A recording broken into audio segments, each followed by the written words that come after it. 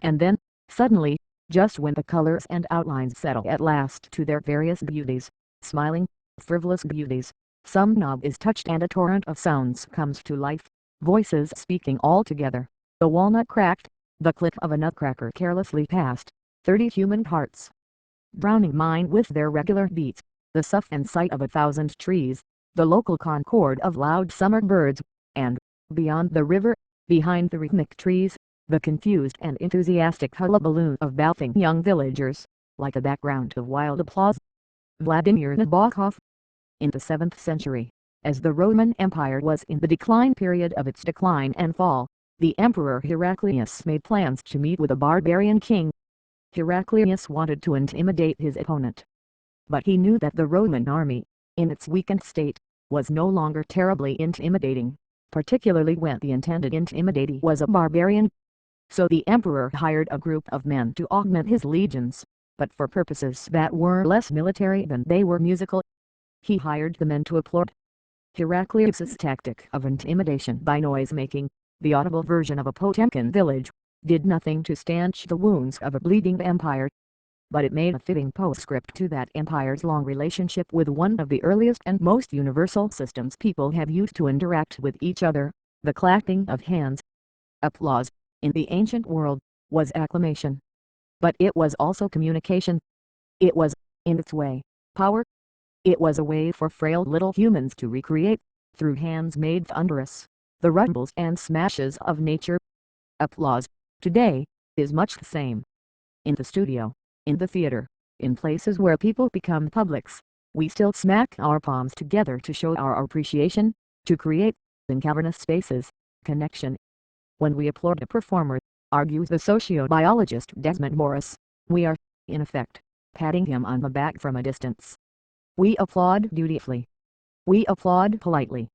We applaud, in the best of circumstances, enthusiastically. We applaud, in the worst, ironically. We find ways, in short, to represent ourselves as crowds, through the very medium of our crowdiness. But we're reinventing applause, too, for a world where there are, technically, no hands. We clap for each other's updates on Facebook. We share. We link. We retweet and reblog the good stuff to amplify the noise it makes. We friend and follow N+1 N+K and recommend and endorse and mention and sometimes even, still blogroll, understanding that bigger audiences, networked audiences, can be their own kind of thunderous reward. We find new ways to express our enthusiasms, to communicate our desires, to encode our emotions for transmission. Our methods are serendipitous and also driven, always, by the subtle dynamics of the crowd. We clap because we're expected to. We clap because we're compelled to. We clap because something is totally awesome. We clap because we're generous and selfish and compliant and excitable and human. This is the story of how people clapped when all they had, for the most part, was hands, of how we liked things before we liked things. Applause, participatory and observational at the same time, was an early form of mass media, connecting people to each other and to their leaders, instantly and visually and, of course, audibly.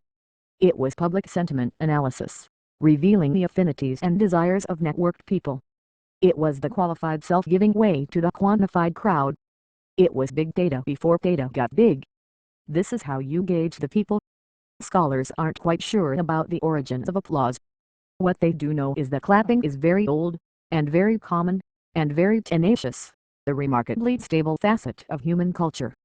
Babies do it, seemingly instinctually. The Bible makes many mentions of applause, as acclamation, and as celebration.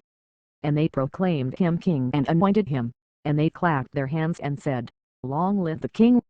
But clapping was formalized, in Western culture, at least, in the theater. Plaudits, the word comes from the Latin to strike, and also to explode, were the common way of ending a play. At the close of the performance, the chief actor would yell, "Valete et plaudit." Goodbye and applause. Thus signaling to the audience, in the subtle manner preferred by centuries of thespians, that it was time to give praise. And thus turning himself into, ostensibly, one of the world's first human applause signs. As theater and politics merged, particularly as the Roman Republic gave way to the Roman Empire, applause became a way for leaders to interact directly and also, of course, completely indirectly with their citizens. One of the chief methods politicians used to evaluate their standing with the people was by gauging the greetings they got when they entered the arena.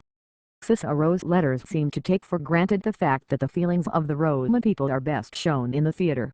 Leaders became astute human applausometers, reading the volume, and the speed, and the rhythm, and the length, of the crowd's claps for clues about their political fortunes.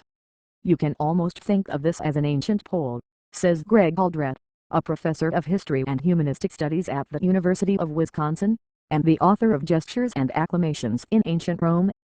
This is how you gauge the people. This is how you poll their feelings. Before telephones allowed for Gallup-style surveys, before SMS allowed for real-time voting, before the web allowed for buy buttons and cookies, Roman leaders were gathering data about people by listening to their applause. And they were, being humans and politicians at the same time, comparing their results to other people's polls, to the applause inspired by their fellow performers. After an actor received more favorable plaudits than he did, the Emperor Caligula, while clutching, "It's nice to imagine," his sword, remarked, "I wish that the Roman people had one neck." Caligula was neither the first nor the last politician to find himself on the business end of an opinion poll, just as Shakespeare was neither first nor last to see the world and its doings as an ongoing performance. In Rome, as in the republics that would attempt to replicate it, theater was politics, and vice versa. There, even being the ruler is being an actor, Aldrett points out. And what he's trying to gain is the approval of the audience. The dying words of Augustus, the legend goes, were these: "If I've played my part well, then clap your hands, and dismiss me from the stage with applause."